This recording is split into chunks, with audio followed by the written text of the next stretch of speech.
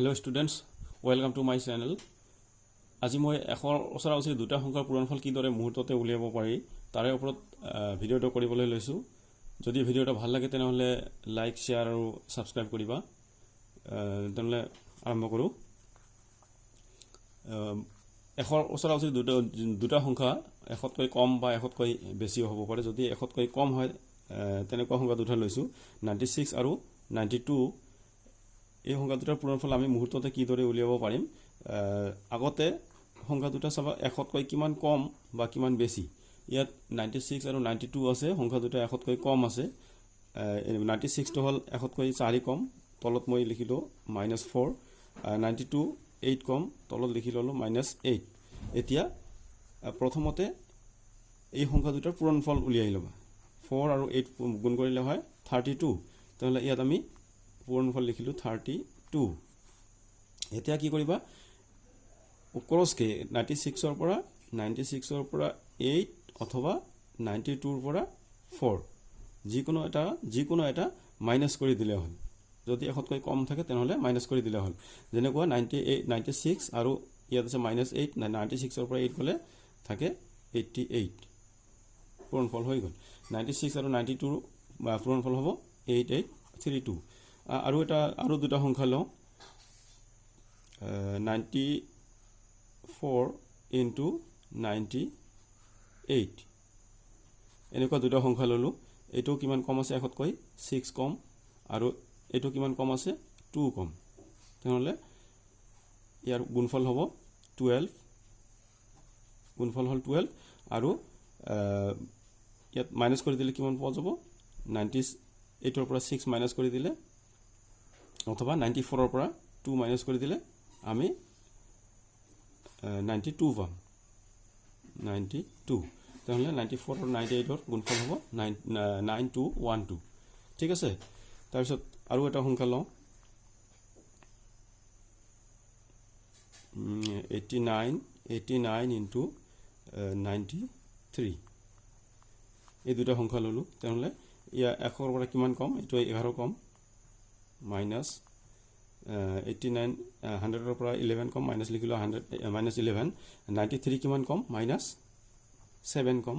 তেনহলে ইয়াৰ গুণফলটো আগতে লিখিলো 11 into 7 77। তাৰ পিছত 93 ৰ পৰা 11 মাইনাস অথবা 89 ৰ পৰা 7 মাইনাস, যিকোনো এটা মাইনাস কৰি দিলে একে ৰিজাল্ট ওলাব। 89 ৰ পৰা 7 মাইনাস কৰি দিলে এইটো ওলাব 82। তেনে পূৰণফল হ'ব 8277। ঠিক আছে। এতিয়া আমি এখৰ ওপৰৰ কেইটামান সংখ্যা লওঁ। এখৰ ওপৰত ধৰি লওঁ মই 105 into 108। এই দুটা সংখ্যা ললো। এবাৰ কি আছে, এখৰ ওপৰত আছে যিহেতু কিমান বেছি আছে এইটো আগতে আমি লিখি লম। ইয়াত 105 100কৈ 5 বেছি আছে, 108 100তকৈ 8 বেছি আছে। তেনহলে ইয়াত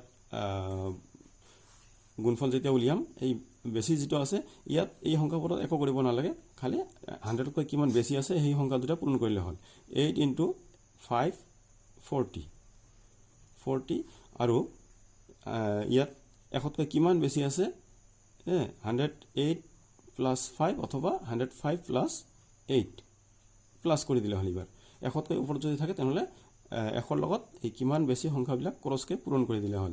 তেনহলে 5 plus 8 13 311 11340। এটা হ'ব পূৰণফল। ইয়াতো পূৰণফল হ'ব। আচ্ছা, তাৰ পিছত আৰু বেলেগ এটা সংখ্যা লওঁ।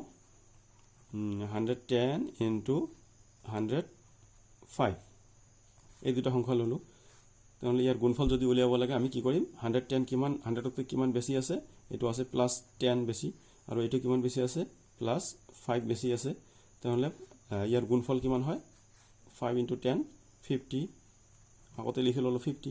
এতিয়া ইয়াৰ বাওঁফালে কি লিখিম, এই 110 ৰ লগত 5 প্লাস অথবা 105 ৰ লগত 10 প্লাস, যিকোনো এটা প্লাস কৰিলে হ'ল। এনেকে ক্ৰছ কি এইটো প্লাস অথবা ইয়াৰ লগত 10 প্লাস কৰি দিলে হ'ল কিমান পাম 115।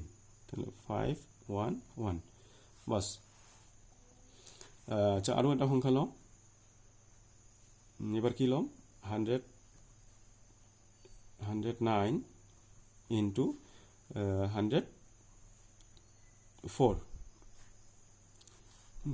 এতিয়া কি হ'ব এটা 100তকৈ 9 বেছি আছে গতিকে ইয়াত লিখিম প্লাস 9 এটা কিমান বেছি আছে 4 বেছি আছে গতিকে ইয়াত লিখি হল প্লাস 4 এই দুটা গুণ কৰিলে কিমান পাম 36 এতিয়া 9 ৰ লগত 109 ৰ লগত 4 প্লাস অথবা 104 ৰ লগত 9 প্লাস এনেকে ক্ৰস কে প্লাস কৰি দিলে হল এটা হ'ব প্লাস যিকোনো এটা প্লাস কৰি দুটা একে ৰিজাল্ট ওলাব 104 প্লাস 9 113 311 বাস এনেকে যিকোনো সংখ্যা মুহূৰ্তৰ ভিতৰতে পূৰণফল উলিয়াব পাৰিবা যদি ঘৰত অলপ প্ৰেক্টিস কৰা বেছি প্ৰেক্টিসও কৰিব নালাগে খালি অকল কথাটো বুজি পালে হ'ল যে 100তকৈ বেছি সংখ্যা হলে কিমান বেছি এই সংখ্যাবোৰ লিখি তাৰ পূৰণফলটো আগতে লিখি লবা তাৰ পিছত 100 ক্ৰসকে প্লাস কৰি দিলে হ'ল আৰু যদি 100তকৈ কম থাকে তেনলে কম থকা সংখ্যাবিলাক কিমান কম এটো আগতে লিখি লৈ এই সংখ্যাবিলাক পূৰণ কৰি পূৰণফলটো লিখা হ'ল তাৰ পিছত সংখ্যাটোৰ পৰা ক্ৰসকে কিমান কম আছিল 100তকৈ হেটো বিয়োগ কৰি দিলে হৈ গল এইখিনি ৰিজাল্ট যদি ভিডিওটো ভাল লাগিছে তেনহলে বেছি শেয়াৰ কৰিবা আৰু লাইক দিবা লগতে মোৰ চেনেলটো সাবস্ক্ৰাইব কৰি ৰাখিবা যাতে মই যিকোনো ভিডিও আপলোড দিলে অতি সোনকালে পোৱা থ্যাংক ইউ